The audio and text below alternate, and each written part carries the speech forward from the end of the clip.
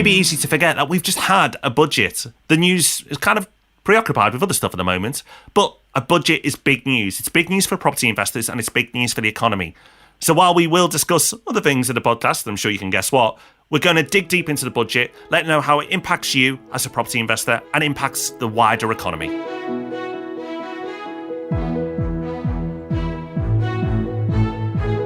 Welcome to the Property Podcast, where every Thursday morning property investors come to be informed and inspired. And right now, it's more important to stay informed than ever. As Rob said, we have had a budget, and there were details in there of interest to property investors that you might have missed because the headlines were dominated by other things. So we will be diving into all of that in this episode. And stick around to the end for Hub Extra, because if you are feeling a bit anxious, we've got not one, but two resources to help you out. So Rob, in times of uncertainty, we all need more in our life. More podcasts, or certainly more property podcasts. So for the first time ever in over 7 years of podcasting, we're going to go to a triple bill. We're going to do 3 podcasts every week for the next few weeks. Rob, are we mad? Have we got some sort of podcast virus, or is there some rationale behind this? Well, the logic is sound. What the reality is, we'll have to wait and see. The idea is there's so much happening in the markets at the moment. It changes on a daily basis that just having the podcast every week, which we record at least a few days in advance, isn't going to be enough. And we are obsessed with, of course, property, but also investing in general. So we're reading and watching and listening to loads of stuff about it that we can pass on. And we're also having lots of conversations every week with, of course, property investors and landlords, but also developers, including some of the very biggest in the country. So we'll be getting some insights there as well. So we're going to record Friday morning. We're going to have it out unedited by Friday afternoon. We had the idea, Rob, because we were having a chat between us last Friday and it was really interesting. And we thought, oh, if only we were recording this. I guess we'll find out, Rob, if those chats really are as interesting once recorded as they are in our heads. Yeah, well, we'll find out. And you'll find out on Friday afternoon. So, of course, you've got your alarm set for every Tuesday and Thursday when the podcasts go out. But set an extra one for Friday afternoon when our Markets Update podcast will go live. So it should have been one of the biggest days of the year for property investors, but by now, with everything that's happened, you might have forgotten that it actually happened. But it did. We had the budget, and there are things in there of relevance to property investors that we're going to talk about today. But first of all, Rob, general impressions? I was impressed. I thought it was a strong budget in difficult times. I was expecting a strong budget regardless of the coronavirus or anything else going on, because it's Boris's first budget. Let's face it, it's his budget. And Boris doesn't really do a quiet, mundane or mediocre. He likes to go big infrastructure projects, big statements, big, bold promises. And the budget really delivered on that. It had to, really, because of what's taken place in the world. But I have to admit, from an economic standpoint, after the budget, I felt a lot better about the UK economy than I did before it started. What about you? Yeah, same. And as a business owner, I did actually feel reassured by some of the measures that they were putting in place, which of course was exactly the intention. I think they had a really difficult line to walk between reassuring everyone that they would do what was needed without it sounding like the kind of Labour budget that they've been warning against for all these years. And I think they walked it pretty well. But before the budget even happened, a massive piece of news, and you called me by coincidence just after I read this and I was still reeling from it. The Bank of England cut the base rate, not just by 1/4 point, but by 0.5%. So it now stands at 0.25%. That was a real shock on a Tuesday morning. It really was. You know what's interesting is hardly anyone's talked about it since, but that's huge. It was such a statement. And in fact, the Tuesday podcast we just recorded where we talked about the impact on property investors and what's going to happen with the coronavirus, we didn't even mention it. But actually, that's for property investors, big news. It's big news for everyone. But of course, if you have debt, it's getting cheaper. If you are on a variable mortgage, congratulations to you. Your repayments have just gone down. But if you're looking to get a new mortgage in the coming months, the products should be even more competitive than they have been. Now, remember, in these uncertain times, the lenders will want to lend. Their market is disappearing for the short term. They're not going to mess around. Those rates are going to be competitive. There's going to be some good stuff out there over the next few months for those who invest in terms of the products available. Massive news, but something that weirdly, but actually understandably, no one is talking about. But make no mistake, that being announced earlier in the day of the budget was a statement of what was going to come in the budget and a statement for how the government's going to handle this crisis. Then from an economic point of view, they're not going to stand back and just see what happens. It seems they are ready and willing to take action. The only thing we haven't seen is QE, quantitative easing, but I wouldn't be surprised if we see that in the future. So QE, for those who don't know, is basically the government pumping money into the system. It's not money that we suddenly get in our bank accounts like, oh, thanks for more money. It's used to purchase quite safe assets like bonds. What that tends to do is push asset prices up because bond prices go down. It all sounds a bit complex, but basically what it means is that asset prices tend to go on the up. And that's because there's more money in the system. So more money to buy things. And that's exactly what happens. And all of this, rate cuts and QE and stimulating the economy, is exactly what happened after the crash when things suddenly ground to the halt. The same thing is happening now. The thing is, once the crisis is over, it's very hard to unwind, and you do tend to get this asset price inflation. But lots more on that kind of subject, I'm sure, in our podcast tomorrow. Let's get on to the actual budget now, and nothing in there really lived up to what had come before. We predicted that this was going to be a big budget for property investors, that there were going to be some significant changes in there.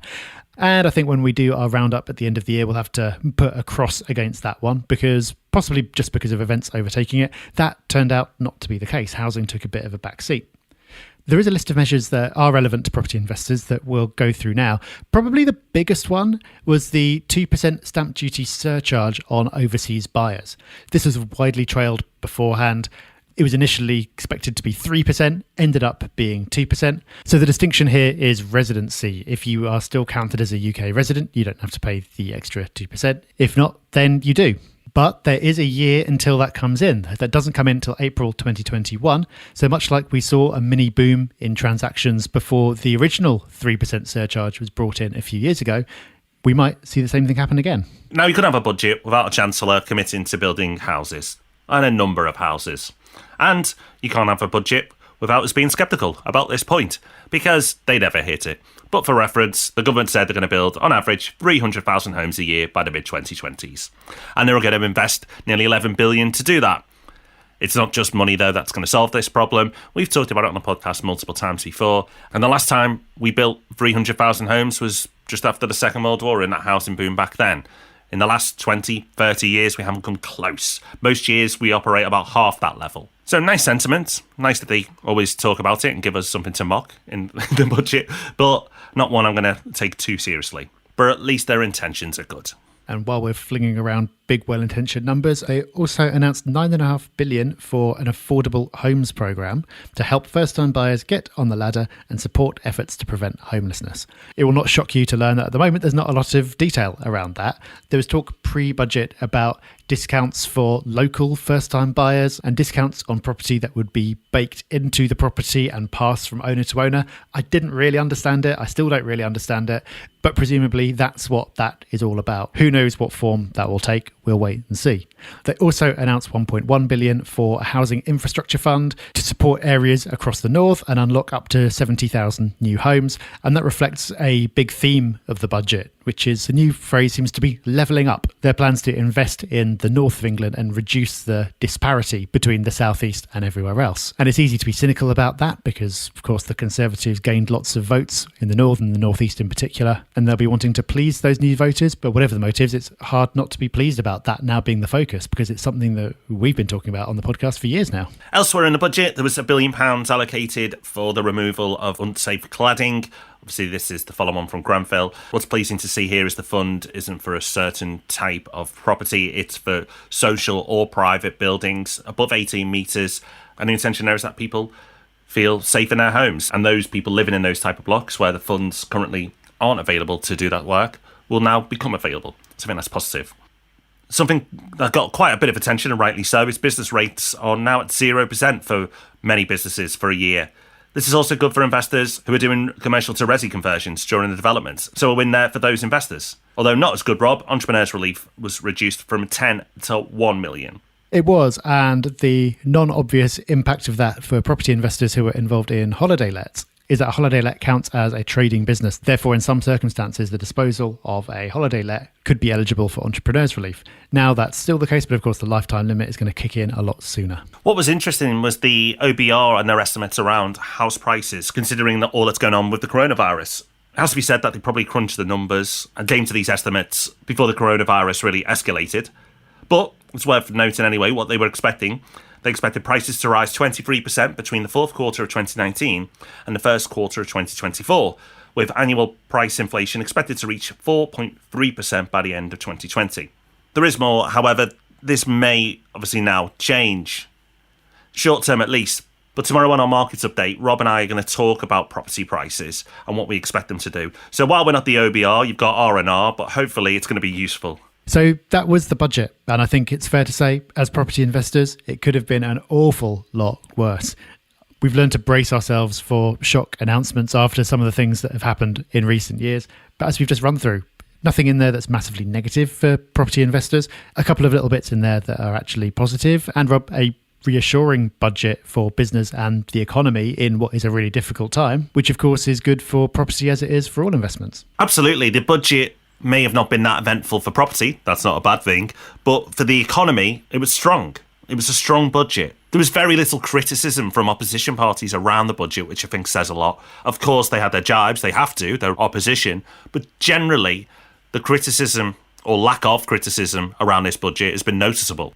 So while property wasn't featured that heavily in the budget, of course, all the changes that the government's made, all the stimulus that they're putting into the market, that combined with the interest rate cut means that property will really be affected by all these announcements, but in a positive way. Like Rob touched on before, as business owners, we felt a lot better after the budget, but as property investors, you should do too, because if the economy is strong and stable, then so is property. So it's time for a success story. And this week we're taking one off iTunes. Lots of lovely 5-star reviews on iTunes. Thank you so much to everyone who contributes there. And this one comes in from Lanks11. And Lanks says, I've been listening to the Robs for the last 6 months, and since then I've listened to nearly all the podcasts, and now I'm comfortable enough to start putting the strategies together and invest in property for the long term.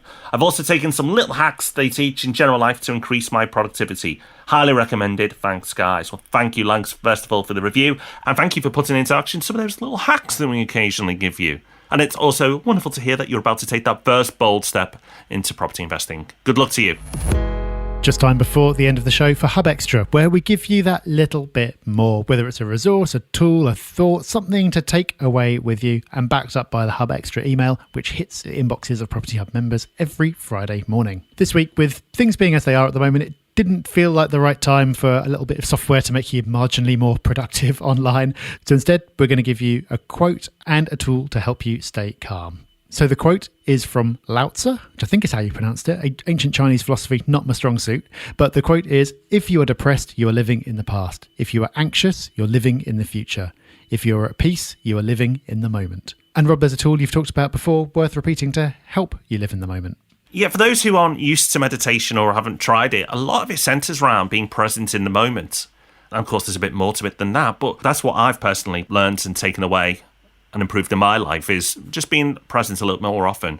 We live in our heads, and as the quote said, we can often drift to the past, drift to the future, and it could be positive experiences looking at the past and looking at the future as well, because you can take pride at looking at the past and be excited about the future. But if you're not in the right headspace, those things can turn into depression or anxiety. But if you're in the moment, truly in the moment, then yes, you can find peace. So in these crazy times we live in, it can be hard to be present. So we've talked about this app before. It's also a website, and it's called Insight Timer. But I really wanted to bring it back and highlight it to everyone again, because it's brilliant. So I just want people to enjoy it and take advantage of it. There is some paid stuff on there, but the vast majority of it is free. And there's thousands of guided meditations on there, from helping you sleep to dealing with anxiety. It's an app I use regularly. I'm very grateful for having it in my life, and I just wanted to share it so you can have it in yours. Because you know what? With all the noise and chaos and stress that goes on in the world,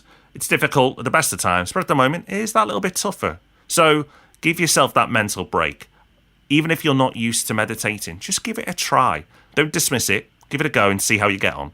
Well, that is us done for today. Next week, we've got Ask Rob and Rob, and on the Property Podcast on Thursday, we're taking a rational look at coronavirus and talking about that a lot more. We've already spoken about the immediate effect of that on property investors on Ask Rob and Rob this Tuesday just gone. So if you haven't listened to that episode already, go do that.